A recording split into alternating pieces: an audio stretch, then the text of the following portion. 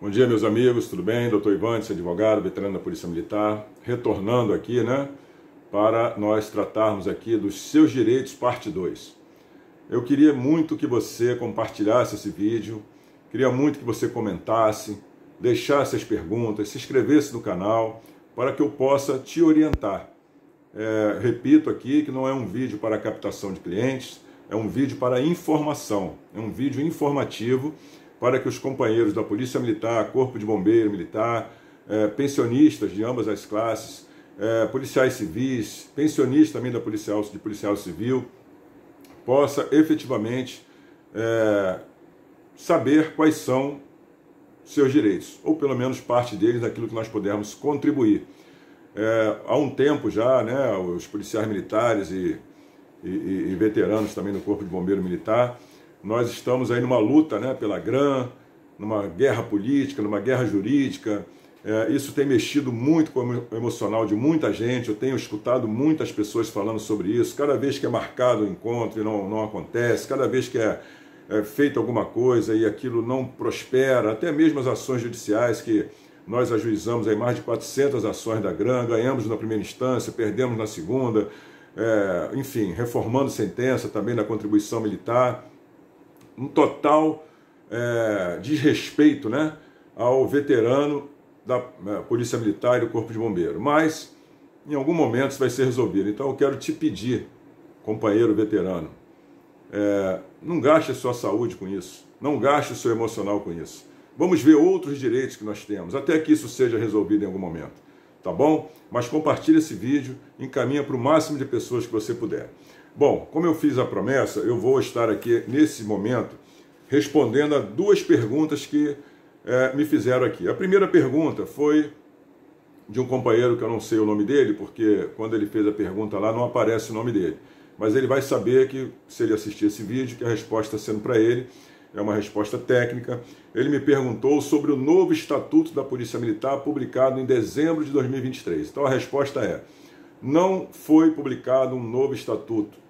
O que foi publicado foi Lei 14.751, de 12 de dezembro de 2023, que eu vou ler para você aqui a ementa. Institui a Lei Orgânica Nacional dos Policiais Militares e dos Corpos de Bombeiros Militares dos Estados, do Distrito Federal e dos Territórios, nos termos do inciso 21 do caput do artigo 22 da Constituição Federal.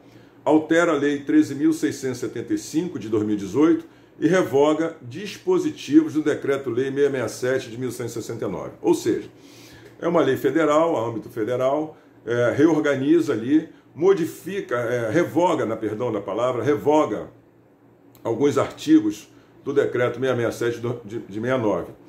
Contudo, não revoga o decreto. Então o Decreto 667 de 69 continua vigente. Ele revoga alguns artigos e dá outras providências. Só que a lei federal, ela depende sempre de regulamentação dos entes federativos. Então a lei 443 de 1981, que é o nosso estatuto da Polícia Militar do Rio de Janeiro, e a lei 880 de 1985, que é o estatuto do Corpo de Bombeiro Militar no estado do Rio de Janeiro, continua vigente, não houve alteração ainda a respeito dessa lei aqui. Não houve regulamentação para alterar alguma coisa em relação à criação dessa lei. Mas tem uma coisa importante que eu quero responder. Foi muito boa a pergunta desse companheiro, porque fica muita dúvida, Então vamos lá. Artigo 18 da Lei 14.751 de 2023, ela reforça os nossos direitos, que eu estou lendo lá no artigo 48 da Lei 443, Lei Estadual 443 de 81. Então, o artigo 18 aqui da Lei Federal, ela traz um reforço para a nossa legislação estadual. E eu vou ler aqui alguns artigos, alguns incisos aqui do artigo 18. É o capítulo 5 dessa lei que eu acabei de mencionar, fala das garantias. Artigo 18. São garantias dos policiais militares e dos corpos de bombeiros militares dos estados, do Distrito Federal e dos territórios, bem como de seus membros ativos e veteranos da reserva remunerada e reformados, entre outras. Aí vem aquilo que nós já sabemos. Uso dos títulos e designações hierárquicas, uso privativo dos uniformes, tal. Mas eu quero chamar a atenção, porque o artigo 18, no inciso 11, reforça o seguinte. Lembra que eu falei da assistência jurídica gratuita para aqueles militares da ativa? Olha só, inciso 11 do artigo 18 da Lei 14.751. Diz assim: assistência jurídica, é direito, tá, gente? Perante qualquer juízo ou tribunal ou perante a administração, quando acusado da prática de infração penal, civil ou administrativa, decorrente do exercício da função ou em razão dela, na forma da lei do ente federativo. O que significa isso? Isso reforça o que eu li no vídeo passado, que eu falei no vídeo passado, que está lá no artigo 48 da Lei 443, dos direitos do policial. Ok? E o bombeiro também tem isso lá na Lei 880, que depois eu vou trazer aqui. O inciso 13 do artigo 18 fala que nós temos direito à assistência médica, psicológica, odontológica e social para o militar e para seus dependentes, na forma da lei do ente federativo. Vamos lá. Assistência médica, artigo 48, já li para vocês e vou ler novamente. Psicológica, odontológica e social. O que seria social? Vamos lá, nós temos a DAS, Diretoria de Assistência Social. Tem um companheiro nosso, que eu vou preservar o nome dele, que acabou de falar comigo aqui agora, falou com alguns grupos aqui. O companheiro foi reformado por cota, pela psiquiatria, podendo prover meio de subsistência. Presta atenção. Errado. A reforma dele totalmente errada. Em algum momento isso vai ser corrigido. Ok? Beleza. Esse companheiro sofreu um AVC hemorrágico recentemente. Foi para a junta de saúde nossa. Lá na junta,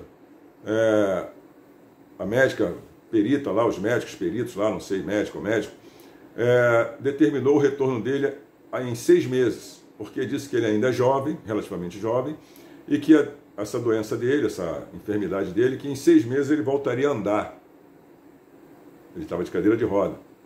Então, nesse momento, ela não ia dar para ele nem a isenção do imposto de renda e nem o auxílio invalidez. Só daqui a 6 meses, caso não pudesse. Bom, minha visão técnica e humana, ele está precisando do benefício agora.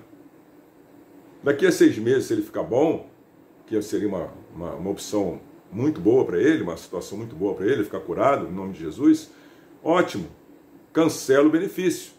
Mas não aguardar 6 meses para ver se ele vai melhorar e, se não melhorar, dar o benefício. E 6 meses passados? Então o companheiro está passando dificuldade para a compra de remédio. E aí eu orientei ele que a DAS, Diretoria de Assistência Social, ela tem obrigação de fornecer o medicamento. Por que eu digo obrigação? Porque está na lei. Está na lei. Nós temos esse direito. Se não for medicamento fornecido pelo SUS, e for medicamento caro de uso contínuo, caro não, de uso contínuo, e não for fornecido pelo SUS, é obrigação da corporação fornecer o medicamento. Se não fornecer, busque seus direitos na justiça. Eu estou orientando esse companheiro. Então, fica aqui a minha indignação com o setor de perícia que relatou essa perícia aí desse companheiro, que eu vou preservar o nome. Bom, tem um outro companheiro que me perguntou sobre a questão do militar poder exercer funções, receber remuneração de outro ente, né, que não seja a Polícia Militar. Bom, a princípio eu quero dizer o seguinte: o militar estadual ou federal, ele tem dedicação exclusiva. Então a questão dele poder exercer função no magistério e na área de saúde, ela é controversa. Por que eu digo isso?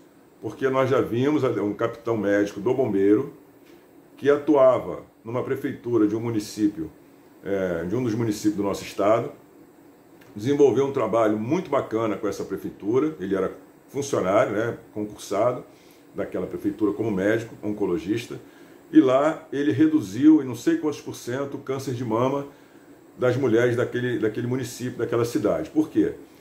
Por questões hereditárias, cidade pequena, as pessoas acabam casando ali um com o outro, um conhecido, um primo e tal, aquilo ali vai gerando aquele DNA propício para determinadas enfermidades. E foi o que aconteceu lá. Então ele conseguiu, através de um trabalho, né, muito bem desenvolvido, um trabalho científico dele, reduzir o câncer de mama naquela cidade, preventivamente, né? Pegava o câncer já antes ali e tal, o carocinho, já entrava com a providência, enfim. Esse militar, alguém não estava satisfeito com o trabalho dele, ele estava incomodando alguém, e politicamente, ou dentro da unidade dele,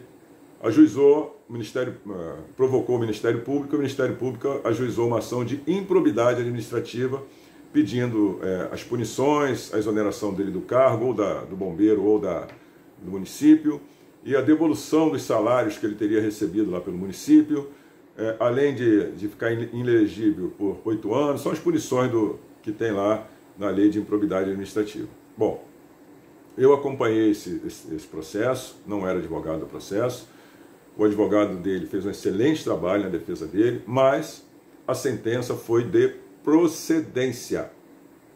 O advogado apelou e no dia do julgamento da apelação eu assisti o julgamento, né, o advogado foi para a tribuna, falou muito bem lá.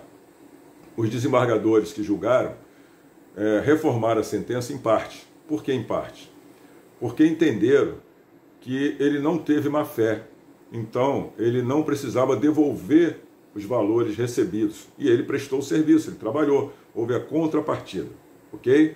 Bom, nessa linha, de qualquer sorte, a fala dos desembargadores, né, fundamentado no nosso decreto, na nossa lei 443 de 81 e no decreto 667 de 69, fundamentaram o seguinte: o militar precisa de dedicação exclusiva, independente da sua função como médico.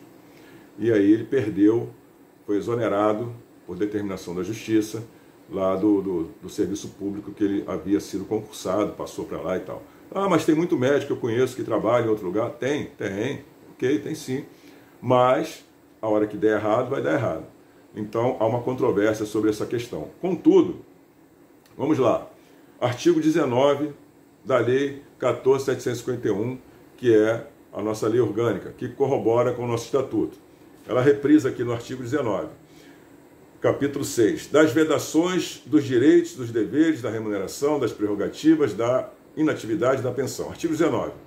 Além das vedações previstas na legislação específica, é vedado aos militares enquanto em atividade. Inciso 1. Participar de sociedade comercial, vírgula, salvo como cotista, acionista e comandatário, vírgula, volta para a proibição, exercer atividade gerencial ou administrativa nessas empresas, salvo na hipótese de licença para tratamento de interesse particular. Vamos lá. O policial pode ser sócio de uma empresa? Pode. A pergunta aqui, inclusive, era específica.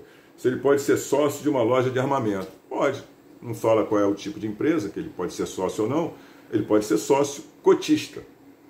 Não pode ser o sócio administrador, não pode exercer administração, né? Nem pode ser o sócio gerente, ou seja, o sócio administrador. Tá bom? Artigo 19, inciso 1 da Lei 14.751, que é a nossa lei orgânica que entrou em vigência em 2023. Mas isso já é previsto lá no nosso estatuto também. Se o companheiro ver, né, nosso vídeo e achar que ainda tem alguma dúvida, pode me chamar no privado, 9643603334, nós vamos tentar esclarecer mais um pouco. Bom, gente, o vídeo já está com 14 minutos. Eu vou encerrar esse vídeo aqui, respondendo essas duas perguntas, e vou fazer outro agora, continuando no artigo 48 do Estatuto nosso, da Lei 443 de 81, ok? Forte abraço, divulga esse vídeo e vamos em frente. Um abraço.